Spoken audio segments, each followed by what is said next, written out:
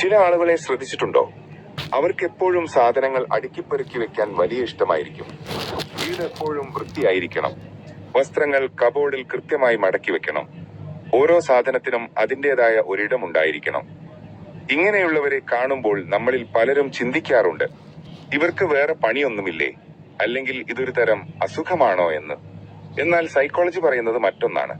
ഇത് അവരുടെ മനസ്സിന്റെ ആഴങ്ങളിൽ ബന്ധപ്പെട്ട് കിടക്കുന്ന ഒന്നാണെന്നാണ്. എന്തിനാണ് ചിലർ ഇങ്ങനെ എപ്പോഴും വൃത്തിയാക്കുന്നത്? അതിന്റെ പിന്നിലെ മനഃശാസ്ത്രം എന്താണ്? നമുക്ക് വിശദമായി നോക്കാം. 1. നിയന്ത്രണ ബോധം. നമ്മുടെ ജീവിതത്തിൽ സംഭവിക്കുന്ന പല കാര്യങ്ങളും നമ്മുടെ നിയന്ത്രണത്തിലല്ല. നാളെ എന്ത് സംഭവിക്കും? ജോലിയിൽ എന്ത് മാറ്റമുണ്ടാകും? മറ്റുള്ളവർ നമ്മളോട് എങ്ങനെ പെരുമാറും എന്നതൊന്നും നമുക്ക് തീരുമാനിക്കാൻ കഴിയില്ല. ഈ ഒരു അനിശ്ചിതത്വം പലപ്പോഴും ഉള്ളിൽ ചെറിയൊരു ഭയമോ ഉത്കണ്ഠയോ ഉണ്ടാക്കാം. എന്നാൽ നമ്മുടെ വീടിന്റെ ഉള്ളിലെ കാര്യം അങ്ങനെയല്ല. അവിടെയുള്ള സാധനങ്ങൾ എവിടെ വെക്കണം, എങ്ങനെ വെക്കണം എന്ന് തീരുമാനിക്കുന്നത് നമ്മളാണ്. ഒരു മുറി വൃത്തിയാക്കുമ്പോൾ അല്ലെങ്കിൽ ഒരു അലമാര അടുക്കി വെക്കുമ്പോൾ നമുക്ക് ഒരു സെൻസ് ഓഫ് കൺട്രോൾ ലഭിക്കുന്നു. എന്റെ ജീവിതം എന്റെ നിയന്ത്രണത്തിലാണ് എന്നൊരു തോന്നൽ ഉപബോധ മനസ്സിലുണ്ടാക്കാൻ ഇത് സഹായിക്കും. പുറം ലോകത്തെ അരാജകത്വത്തിൽ നിന്ന് മാറി നമ്മുടെ സ്വന്തം ഇടം ക്രമീകരിക്കുന്നത് വഴി നമുക്ക് വലിയൊരു ആശ്വാസം ലഭിക്കുന്നു. 2. Mental clarity. നമ്മുടെ ചുറ്റുമുള്ള സ്ഥലം അലങ്കോലമായി കിടക്കുകയാണെങ്കിൽ നമ്മുടെ ചിന്തകളും അതുപോലെ തന്നെയായിരിക്കും. സാധനങ്ങൾ വലിച്ചുവാരി ഇട്ടിരിക്കുന്ന ഒരിടത്ത് ഇരുന്നു കൊണ്ട് നമുക്ക് ഒരു കാര്യത്തിലും ശ്രദ്ധ കേന്ദ്രീകരിക്കാൻ കഴിയില്ല. നേരെ മറിച്ച് ചുറ്റുമുള്ള സാധനങ്ങൾ കൃത്യമായിരിക്കുമ്പോൾ നമ്മുടെ തലച്ചോറിന് ലഭിക്കുന്ന സന്ദേശങ്ങൾ കുറവായിരിക്കും. ഇത് ചിന്തകൾക്ക് വ്യക്തത നൽകുന്നു. ഒരു ഗസ്റ്റ് പെട്ടെന്ന് വീട്ടിലേക്ക് വരുമ്പോൾ നമ്മൾ പരിഭ്രമിക്കുന്നത് എന്തുകൊണ്ടാണ്? വീട് വൃത്തികേടായി കിടക്കുന്നത് മറ്റുള്ളവർ കാണുമെന്ന പേടിയാണത്. എന്നാൽ എപ്പോഴും അടുക്കി വെക്കുന്നവർക്ക് ഇത്തരം ടെൻഷനുകളില്ല. അവർക്ക് എപ്പോഴും ഒരു മെന്റൽ ക്ലാരിറ്റി ഉണ്ടായിരിക്കും. 3. Stress reduction. ഗവേഷണങ്ങൾ പറയുന്നത് അലങ്കോലമായ ചുറ്റുപാടുകൾ നമ്മുടെ ശരീരത്തിലെ സ്ട്രെസ് ഹോർമോണായ കോർട്ടിസോളിന്റെ അളവ് വർദ്ധിപ്പിക്കും എന്നാണ്. സാധനങ്ങൾ എവിടെയാണെന്ന് തിരഞ്ഞു നടക്കുന്നത് തന്നെ വലിയൊരു മാനസിക സമ്മർദ്ദമാണ്. കാറിന്റെ കീ എവിടെ വെച്ചു? പ്രധാനപ്പെട്ട ഫയലുകൾ എവിടെ പോയി? ഇത്തരം ചോദ്യങ്ങൾ നിത്യവും ചോദിക്കേണ്ടി വരുന്നത് സ്ട്രെസ് കൂട്ടും. എന്നാൽ ഓരോ സാധനത്തിനും കൃത്യമായ ഒരിടം നൽകുന്നവർക്ക് ഈ ബുദ്ധിമുട്ടില്ല. അവർക്ക് കാര്യങ്ങൾ എളുപ്പത്തിൽ കണ്ടെത്താം. ഇത് മനസ്സമാധാനം നൽകുകയും സ്ട്രെസ് കുറയ്ക്കുകയും ചെയ്യുന്നു. 4. തീരുമാനങ്ങൾ എടുക്കാനുള്ള കഴിവ്. വൃത്തിയാക്കൽ എന്നത് വെറുമൊരു ശാരീരിക അധ്വാനമല്ല, അതൊരു തീരുമാനമെടുക്കൽ പ്രക്രിയ കൂടിയാണ്. ഒരു സാധനം കയ്യിലെടുക്കുമ്പോൾ നമ്മൾ ചിന്തിക്കും, ഇതെനിക്ക് ആവശ്യമുണ്ടോ, ഇതിവിടെ വെക്കണോ അതോ കളയണോ എന്ന്. ഇങ്ങനെ നിരന്തരം തീരുമാനങ്ങൾ എടുക്കുന്നത് വഴി നമ്മുടെ ഡിസിഷൻ മേക്കിംഗ് സ്കിൽ വർദ്ധിക്കുന്നു. പലർക്കും സാധനങ്ങൾ കളയാൻ മടിയാണ്. ഭാവിയിൽ എപ്പോഴെങ്കിലും ആവശ്യം വന്നാലോ എന്ന് കരുതി അവർ ആവശ്യമില്ലാത്ത സാധനങ്ങൾ കൂട്ടിവെക്കും. ഇത് സത്യത്തിൽ തീരുമാനങ്ങൾ എടുക്കാനുള്ള പ്രാപ്തി കുറവായതുകൊണ്ടാണ് സംഭവിക്കുന്നത്. എന്നാൽ എപ്പോഴും അടുക്കി പെറുക്കി വെക്കുന്നവർക്ക് എന്ത് വേണം എന്ത് വേണ്ട എന്ന കാര്യത്തിൽ വ്യക്തമായ ധാരണ ഉണ്ടായിരിക്കും. 5. പുതിയ തുടക്കങ്ങൾ.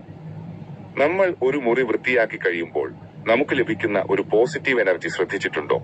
അത് സത്യത്തിൽ നമ്മുടെ ഉള്ളിലെ ഡോപ്പമൈൻ എന്ന ഹോർമോണിന്റെ പ്രവർത്തനമാണ്. വൃത്തിയുള്ള ഒരിടം ഒരു പുതിയ തുടക്കത്തിന്റെ സൂചനയാണ്. പഴയതും ആവശ്യമില്ലാത്തതുമായ കാര്യങ്ങളെ ഒഴിവാക്കി പുതിയതിനെ സ്വീകരിക്കാൻ നമ്മൾ തയ്യാറെടുക്കുന്നു എന്നാണ് ഇതിനർത്ഥം. ഓർഗനൈസ്ഡ് ആയ ഒരു സ്പേസ് നമുക്ക് പുതിയ ആശയങ്ങൾ തോന്നാനും കൂടുതൽ ക്രിയേറ്റീവ് ആവാനും പ്രചോദനം നൽകുന്നു.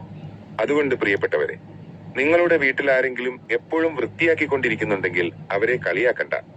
അവർ സത്യത്തിൽ അവരുടെ മനസ്സിനെയാണ് പാകപ്പെടുത്തുന്നത്.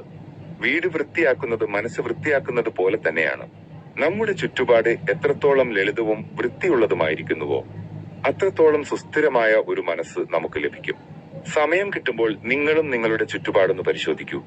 ആവശ്യമില്ലാത്ത ചിന്തകളും സാധനങ്ങളും ഒഴിവാക്കൂ. അത് നിങ്ങൾക്ക് നൽകുന്ന സമാധാനം ചെറുതല്ല.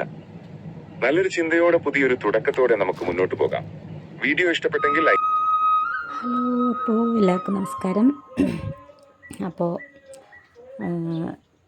നേരത്തെ വീഡിയോ ഇട്ടപ്പോൾ ഒരു വോയിസ് കേട്ടല്ലോ. അത് കേട്ടപ്പോൾ എനിക്കൊരു ഭയങ്കര ഇഷ്ടമായി അവരുടെ സംസാരം. ഞാനാണെങ്കിൽ എപ്പോഴും ക്ലീൻ ചെയ്യണ ഒരു സ്വഭാവമാണ്. എനിക്ക് അടുക്കളയൊക്കെ നല്ല നീറ്റായിരിക്കണം. ഇപ്പോൾ പ്രത്യേകിച്ച് ഇപ്പോൾ ജോലിക്കൊന്നും പോവാത്തതുകൊണ്ട് വലിയ പണികളൊന്നുമില്ല. ഇപ്പോൾ ഒരുപാട് ബുദ്ധിമുട്ടിയിട്ടാണ് ഈ നിലയ്ക്ക് എത്തിയത് കേട്ടോ. അതായത് ഇത് ചെറിയൊരു വീടാണ്, ഓടിട്ട വീടാണ്. അപ്പോൾ എനിക്ക് ഭയങ്കര ആഗ്രഹമായിരുന്നു ഇങ്ങനെ നല്ലൊരു നീറ്റായിട്ടുള്ളൊരു അടുക്കള വേണം, നല്ല അടിപൊളി ഒരു ടോയ്ലറ്റ് വേണം എന്നൊക്കെ. അപ്പോൾ വാർപ്പ് കയറ്റാനുള്ളൊരു ഇത് സാഹചര്യം ഉണ്ടായില്ല. ഒരുപാട് വേറെ കഥകളാണ്, അത് ഇപ്പം ഞാൻ പറയുന്നില്ല. അപ്പോൾ ഇതൊക്കെയാണ്. അപ്പം ഞാൻ ഇങ്ങനെയൊക്കെ ഈ ഓടിട്ട വീട്ടിലാണെങ്കിലും എൻ്റെ ആഗ്രഹം, എനിക്ക് മരിക്കുന്നതിന് മുന്നേ ഇങ്ങനൊരു പിന്നെ ആഗ്രഹം ഉണ്ടായിരുന്നു. അപ്പോൾ എന്തായാലും വാർപ്പ് വീട് കയറ്റിയിട്ട് അതിൽ ഇങ്ങനെയൊക്കെ നേരെയാക്കിയിട്ട് എനിക്ക് മരിക്കാനാവില്ല. അതിൽ ജീവിച്ച് കൊതി തീരാൻ എന്തായാലും പറ്റില്ല. അങ്ങനത്തെ ഒരു സാഹചര്യമായിരുന്നു. അപ്പോൾ പിന്നെ ഞാനിങ്ങനെ ഈ വീട് ഞാൻ മോടി പിടിപ്പിച്ച് ഇതാക്കി. ഓടിട്ട വീടാണ് കേട്ടോ. എന്നാലും അടുക്കളയൊക്കെ കുറച്ച് ഭംഗിയാക്കി. ഓടിട്ട വീടെന്ന് പറഞ്ഞാൽ പഴയ വീട് റിപ്പയർ ചെയ്തതാണ്. അപ്പോൾ ആ ഓടൊക്കെ ഓരോന്ന് ഞാൻ കഴുകി പെയിൻ്റൊക്കെ അടിക്കണം വിചാരിച്ചതാണ്. പക്ഷെ പെയിൻ്റ് അടിക്കാനൊന്നും അപ്പോൾ കുറേ വീട് പണി കുറേ നീണ്ടു പോവല്ലോ വിചാരിച്ചിട്ട് അതൊന്നും ചെയ്തില്ല. അപ്പോൾ ഞാൻ എന്ത് ചെയ്തു, ഓടൊക്കെ അപ്പുറത്തെ വീട്ടിൽ നിന്നും ചളിയിലൊക്കെ ആകെ പെരണ്ട് കിടക്കണ ഓടൊക്കെയാണ്. കുറച്ച് ഓട് വേണമെന്ന് പറഞ്ഞപ്പോൾ ഞങ്ങൾ പെട്ടെന്ന് തട്ടിക്കൂട്ടിയതാണ്. അപ്പം അന്ന് മഴയത്തൊക്കെ ഇങ്ങനെ കടന്നിട്ടേ ഈ ചളിയിൽ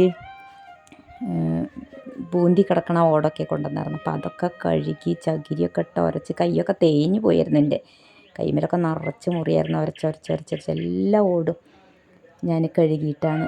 നമ്മൾ വീട് പണി പെരപ്പണി എടുക്കണ ആളുകളൊന്നും ഇപ്പം അങ്ങനെ ചെയ്യില്ലല്ലോ. അപ്പം ഞാൻ തന്നെ ഒരാളെ കൂട്ടാനും പറ്റിയില്ല. ഞാൻ തന്നെ ആ ഓടൊക്കെ കഴുകി വൃത്തിയാക്കി. ഇങ്ങനെ അവരിങ്ങനെ പിന്നെ ആ ഓട് ഈ ഓട് എന്നൊക്കെ പറയുമ്പോഴേക്കും ഞാൻ അതൊക്കെ എടുത്തിട്ട് ഞാൻ ഇവിടെ ക്ലീൻ ചെയ്ത് വയ്ക്കും. അങ്ങനെയൊക്കെ ചെയ്ത വീടാട്ടോ അത്.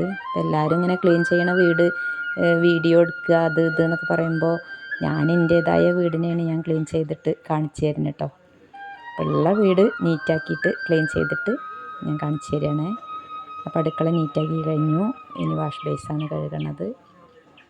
അപ്പം അങ്ങനെ എനിക്ക് ഭയങ്കര ഇഷ്ടമാണ് ഇങ്ങനെ ക്ലീൻ ചെയ്യണത്. നല്ല നീറ്റായി കിടക്കണം. പ്രത്യേകിച്ച് അടുക്കള അത് ആദ്യമേ ചാണകം മെഴുകണ സ്ഥലമാണെങ്കിൽ കൂടി ഞാൻ അന്ന് വൃത്തിയാക്കിയിരുന്നു കേട്ടോ. ആദ്യം എനിക്ക് അങ്ങനെ ഒരു സ്വഭാവമുണ്ട്. എനിക്ക് അതേപോലെ ചുമരൊക്കെ അന്ന് തേക്കൊന്നും ചെയ്യാത്ത ചുമരായിരുന്നു. അപ്പോൾ മണ്ണോണ്ടൊക്കെ ഇട്ട് പിന്നെ ഇതാക്കണ ചുമരായിരുന്നു. അപ്പം ഞാൻ എന്തെങ്കിലും ഒരു പിന്നെ ഇത് വിശേഷങ്ങളുണ്ടാകുമ്പോൾ ഞാൻ മണ്ണൊക്കെ ചുമന്ന മണ്ണ് കലക്കിയിട്ട് ചുമരുമ്മലൊക്കെ തേക്കും. പിന്നെ കരിയും ചാണകമൊക്കെ ഇട്ടിട്ട് ഇങ്ങനെ അത് നല്ല ഡിസൈനാക്കിയിട്ട് ഇങ്ങനെ ചെയ്തിരുന്നു പണിയൊക്കെ.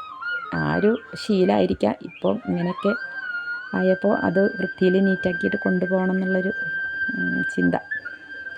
അപ്പോൾ നിങ്ങൾക്ക് ഈ വീഡിയോ ഇഷ്ടമായി കാണുമെന്ന് വിചാരിക്കുന്നു. എൻ്റെ ഈ ചെറിയ വീടിനെ ഞാൻ ക്ലീൻ ചെയ്തത് ഞാൻ കാണിച്ചത് ഇഷ്ടമായി എന്ന് വിചാരിക്കുന്നു.